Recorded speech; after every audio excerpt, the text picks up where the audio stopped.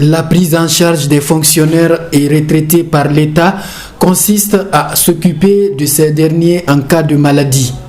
Elle se matérialise par les actions de la Caisse nationale de prévoyance sociale dans son volet couverture médicale sous la tutelle du ministère en charge du travail et de la fonction publique. C'est un système qu'il faut mettre en place. Et ce système, c'est cette construction pas à pas des leviers et des instruments permettant à l'État de mieux orienter toutes ces politiques, qu'elles soient sociales, qu'elles soient économiques, qu'elles soient de différentes autres natures.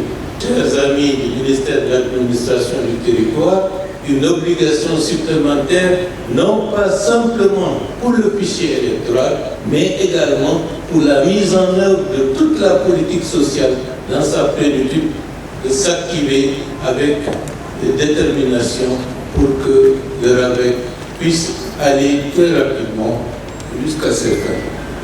Pour des avancées significatives enregistrées dans ce sens, le chef du gouvernement se réjouit de l'amélioration des conditions de vie et de travail des fonctionnaires guinéens et retraités, surtout à l'avènement des nouvelles autorités de la transition. Et ce 7 août 2024 est un premier pilier dans le dispositif que nous sommes en train de mettre en place, de montrer que la question sociale n'est pas une question marginale, elle est une question centrale.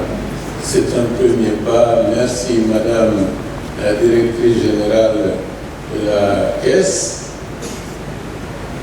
Vous avez un chantier extrêmement important dans quelques mois.